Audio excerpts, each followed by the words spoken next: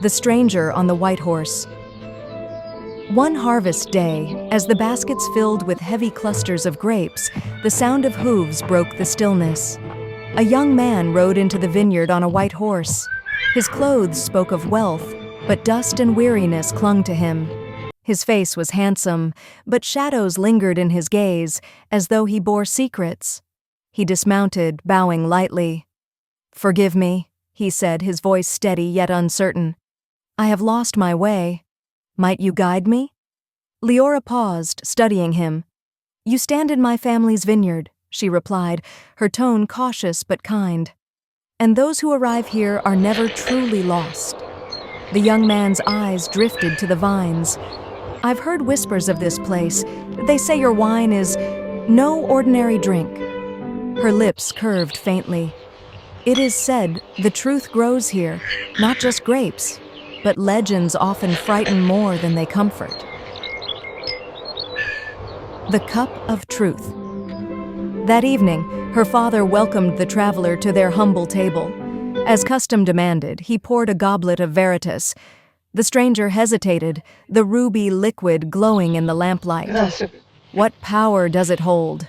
he asked. Leora's father answered gravely. "It shows a man as he truly is, not the face he wears, but the heart he hides." The boy's jaw tightened. Slowly, he lifted the cup and drank. At once, the room seemed to shiver. His form blurred, like a mask dissolving. The arrogance that clung to him melted away.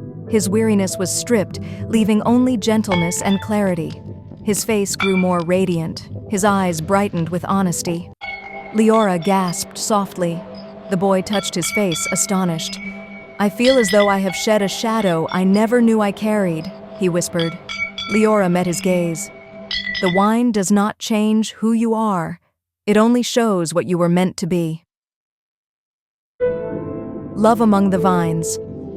The young man, whose name was Adrian, returned the next day and the next after that.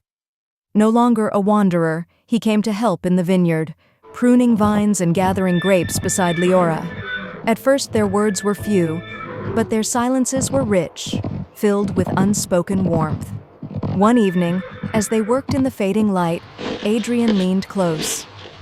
"Leora," he said softly, "I thought it was the wine that revealed me, but now I know it was you. When you looked at me, I wished to be better." Her cheeks flushed, and she turned to hide her smile. "Perhaps the vineyard chose you as it once chose us. Some truths are too sweet to be chance." From that day, they were inseparable. Their laughter rang through the fields, and the vineyard flourished as though love itself nourished the vines. The villagers, once wary, came to see them as keepers not only of the wine, but of a bond forged by truth. The legacy of Veritas. Years passed, and the vineyard thrived. Adrian and Leora tended it together, raising each harvest with care. Their story spread, of the girl with the blue eyes and the stranger who found himself through the wine of truth. And so it was said, love, like Veritas, unveils the soul, and in truth, beauty endures forever.